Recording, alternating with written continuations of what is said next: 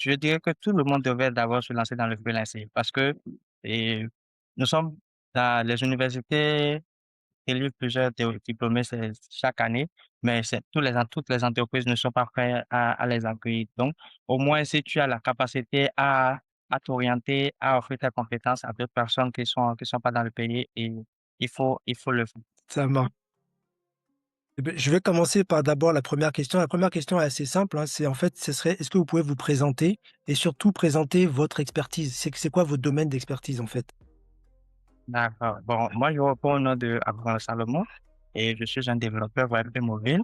Je conçois des sites web et des applications mobiles pour des clients, que ce soit des clients particuliers ou des entreprises.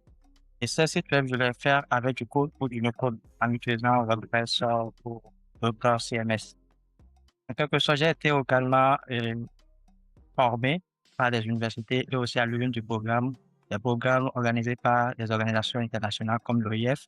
Actuellement, je suis en train de suivre une formation à Epitech qui me permet d'avoir des compétences dans la gestion d'une équipe tech. D'accord, comme un lead tech, en fait? Exactement. D'accord et justement, je voulais vous poser une question sur les formations. Est-ce que vous pensez que les formations aujourd'hui universitaires ou même privées ou même, dans des organismes comme l'Epitech sont des formations qui sont efficaces ou il y a des choses que vous pensez qu'il faut améliorer et si oui, lesquelles? Bon, si je veux dire, souvent, notre système éducatif actuel, c'est un peu insuffisant, mais il y a des exceptions. Par exemple, si je prends l'exemple de Epitech, j'ai eu la chance de suivre les formations et ce qu'ils faisaient là, ce qu'ils font là, ils le font toujours, c'est l'apprentissage par projet. Oui, C'est-à-dire, en gros, le professeur vient pas, il va vous réciter le cours, non. On vous remet un projet et vous le développez de A à Z. Mais le système éducatif utilisé dans certaines universités, c'est qu'on vient vous remettre le projet, vous réciter, mais les étudiants ne comprennent pas tout ce qui se passe, ils ne sont pas vraiment ne voient pas la réalité en face. Donc, ce que moi je préférerais au niveau du système éducatif actuel, c'est d'adopter l'apprentissage par projet. oui, Ceci aide vraiment l'étudiant à mieux assimiler et comprendre ce qu'il est en train de faire. bien sûr et aujourd'hui, une plateforme de freelance, qu'est-ce que vous attendez? Quelles sont les fonctionnalités importantes qui peuvent vous aider dans votre quotidien de freelance aujourd'hui et que vous attendez de la part d'une plateforme? Non, les fonctionnalités importantes que j'attends d'une plateforme, bon, ce serait vraiment au niveau des litiges. Parce que on dit que le client est roi. C'est vrai, mais lors des litiges, il y a certaines plateformes qui privilégient trop le client, même si les développeurs sont en train d'expliquer que bon, c'est à la faute du client. Les intermédiaires ne veulent rien comprendre. Mais si la plateforme peut mettre en place et essayer de comprendre que bon, le client est roi, c'est évidemment, mais il faut au moins donner quelques avantages de doute aux développeurs également. Bien sûr et justement aujourd'hui, ces plateformes, parce qu'il y a une messagerie qui est mise en place, j'imagine, entre le client et le freelance et Exactement. aujourd'hui les montants, enfin le montant de la commande est séquestré. Mais du coup, est-ce que si par exemple il y a pas d'accord qui est trouvé entre le client et le freelance, comment ça se passe? Parce que le travail a été réalisé pour le freelance, le client lui, il pense que c'est pas ce qu'il attendait. Comment ça se passe alors à la fin? Bon, si je vous comprends bien, c'est comme si le client, Ou même c'est bon, c'est même le développeur pense que lui, il a fait le travail, mais le client pense que le freelance n'a pas fait le travail. là, c'est à la plateforme de l'étranger. Il voit le cahier de charges soumis par le client et il voit le travail que le développeur effectue. Et est-ce qu'il y a systématiquement un cahier des charges qui est fourni, un cahier des charges précis qui est fourni par le client? Bon, c'est vrai que certains clients viennent, mais ils n'ont pas, ils te disent tout simplement ce qu'il faut, ce qu'ils veulent. Mais moi, en tant que développeur, ce que je priorise d'abord, c'est qu'on leur met en place un cahier de charges et que vous vous attendez d'abord sur ça. Même si vous pouvez aller, même au niveau de la maquette, tu le Bien sûr, réalises la maquette et il dit oui, c'est exactement ce que je veux avant que tu ne commences à développer. bien sûr. Et une autre question comme plus sur la partie, financière, comment ça se passe aujourd'hui quand vous voulez retirer l'argent? Est-ce que ça se passe plutôt bien, ou il y a d'autres choses que vous pensez qui sont améliorées?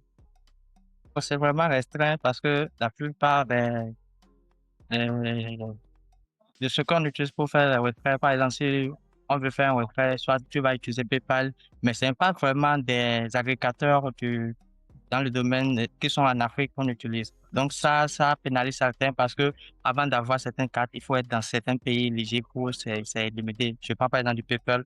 au Bénin ici, tu peux pas avoir un peu peur, tu pourras évaluer des échanges. Tu es quand même limité par rapport aux transactions que tu vas effectuer. Et même avec une banque comme, je sais pas, Ecobank, Orabank, ça fonctionne pas, ça? Bon, je n'ai jamais essayé, mais je ne suis pas sûr. C'est souvent ça que mes collègues utilisent, mais si c'était qu'il y avait la possibilité d'utiliser des banques locaux ici, des banques locales, pardon, je crois que ce serait plus facile qu'on les Bien a. sûr, bien sûr, bien sûr. Merci beaucoup pour ça. La deuxième question, quel est le plus grand défi que vous rencontrez aujourd'hui, notamment avec les clients, soit locaux, soit les clients à l'international? Est-ce qu'il y a des choses qui sont problématiques et comment vous faites pour résoudre ces problèmes? Quelles solutions vous apportez? Les défis que je rencontre actuellement, bon, auparavant également, c'est pas le client vient, mais il est sous-informé. Par exemple, un client te dit qu'il veut un site web, mais il ne sait pas que il doit payer un nom de domaine ou à chaque mois, à chaque année, il doit faire l'hébergement. Donc, toi, tu le donnes et tu lui donnes ces informations et devant lui, c'est une grosse somme. Pourquoi à chaque année, je dois payer telle somme? Pourquoi je dois encore payer du nom de domaine? Donc, c'est un peu ça, les défis. Et aussi, il y a les prix trop bas. Les clients viennent, tu veux leur développer un site, mais ils te disent un prix où toi-même, tu vois que c'est pas vraiment la peine. Bien sûr. Et est-ce que le TJM, donc le taux journalier aujourd'hui moyen, le coût journalier d'un freelance, il se calcule par rapport à son niveau d'expérience, junior, débutant, senior, expert, ou plutôt par rapport à la taille du projet? Selon moi, ce serait par rapport à la taille du projet parce que même sur les plateformes, on vous donne pas exactement la possibilité de dire est-ce que vous êtes junior, est-ce que vous êtes senior. Donc, selon moi, c'est souvent par rapport à la taille du projet que cela est. Et là, par exemple, pour un site vitrine classique sur, WordPress, avec 4-5 pages, accueil, tout ça, qui sommes-nous? Enfin les choses classiques, votre TJM, il serait de combien, par exemple? Bon, pour un site vitrine que je dois développer et 4 ou 5 pages, d'habitude, le coût moyen que je dois prendre pour cela, ça doit être entre 200 euros et 300 euros. Ça reste un coût qui est accepté par les clients, locaux et Ah, internationaux? on a plus de difficultés avec les clients locaux parce que, bon, vous voyez, nous sommes en Afrique, pour eux, c'est une grosse somme. Bien Mais sûr. d'habitude, il y a certains les clients occidentaux, eux, comprennent un peu plus vite. D'accord. O Et vous avez combien d'années d'expérience? Parce que j'ai l'impression que vous êtes quand même un senior. Vous avez quand même pas mal d'années d'expérience. Je n'ai pas trop d'années d'expérience, juste quelques 3 années d'expérience. J'ai déjà une équipe à ma disposition que je dirige, que je collabore avec. Donc, D'accord. ensemble, nous essayons de cumuler le savoir-faire. Et ça se fait ça, justement, de travailler en équipe? Parce que souvent les freelances sont souvent seuls. Il y a pas Ah, de là, moi, je travaille en équipe. Là, et j'ai une équipe à ma disposition. Par exemple, nous intervenons dans plusieurs domaines. Et nous sommes une équipe sur moi, je prends le développement mobile. Je fonce à fond sur le développement mobile et aussi la création du site avec WordPress. Mais en développement web, c'est vrai que je fais du back-end, mais le front-end, c'est une équipe, c'est l'un de mes collègues qui doit assurer ça et me relire. Et nous travaillons quand même en équipe pour nous chanson d'accord. et nos savoir-faire. Ainsi, les travaux sont très vite faits et très vite livrés. Mais alors du coup, ça veut dire que sur la plateforme, c'est une personne, c'est un freelance qui va être en avant quelque part et donc le client, il sait pas forcément qu'il y a une équipe derrière, en fait? Mais dans nos conversations, lui explique quand même que c'est une équipe D'accord, qui est en train de gérer sa d'accord. plateforme. Et donc il peut comprendre aussi que le coût est plus élevé? Exactement. D'accord, OK, très bien. Selon vous, quelle est la compétence numérique, digitale qui est la plus demandée actuellement sur le marché au Bénin? La compétence numérique digitale, bon, moi je suis dans le domaine du développement web, dans le développement, donc je dirais que je vois plus le développement web et il y a souvent le graphisme parce que certaines entreprises demandent plus de visuels pour pouvoir faire des publicités. Donc je dirais le développement web et le graphisme. D'accord, tout ce qui est créateur de contenu, des choses comme ça? Oui, OK, exactement. OK. Et quel est l'impact qu'a eu le freelancing sur votre vie professionnelle et peut-être aussi même votre vie personnelle? Bon, le freelancing sur ma vie professionnelle, d'abord, c'est par là que j'ai commencé.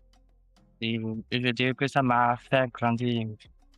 J'ai acquis plus d'expérience dans le freelancing parce que c'est le projet qu'on te remet, le projet qu'on te remet aujourd'hui serait les challenges et les défis que tu vas rencontrer sur ce projet seraient différents des challenges et des défis que tu vas rencontrer sur d'autres projets. Donc, ça me permet d'acquérir en compétences de, de pousser mes limites, acquérir plus de compétences. Et sur le domaine pour le personnel, je dirais de l'indépendance parce qu'aujourd'hui, je travaille à mon rythme et je gagne bien ma vie. Bravo, en tout cas bravo.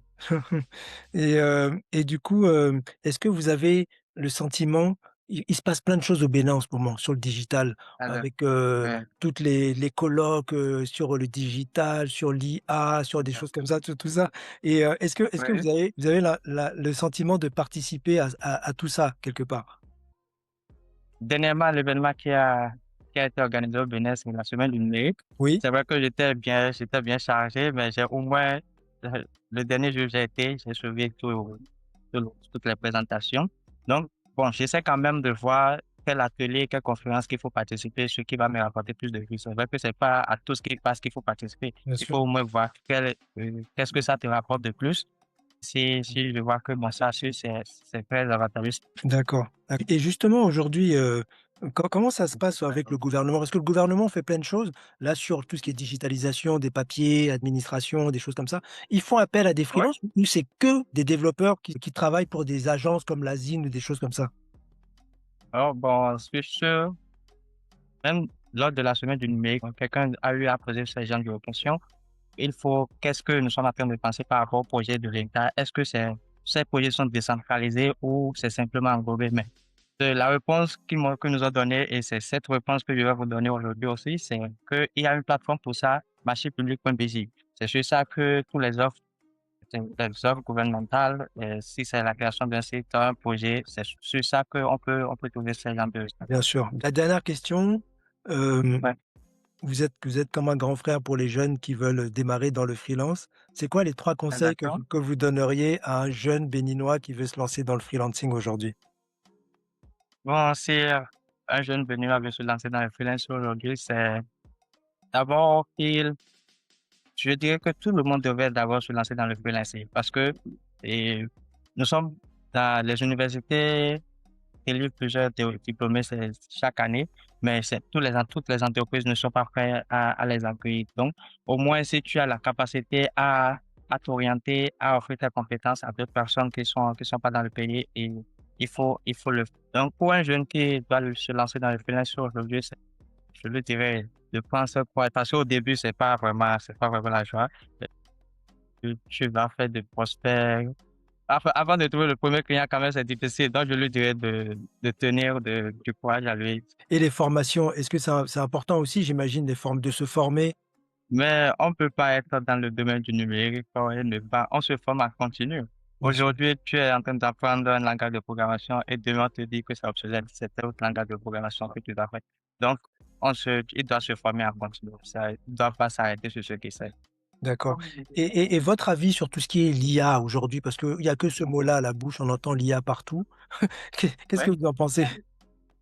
Ah bon, je dis que bon, c'est une opportunité pour nous, mais c'est quelque chose à régulariser. Pourquoi? Parce que un développeur, je prends l'exemple d'un développeur maintenant qui se fie uniquement à l'intelligence artificielle, peu importe ce qu'il veut faire, c'est l'IA, mais dans quelques instants, il ne saura plus, même écrire une seule ligne de code, il ne pourra plus.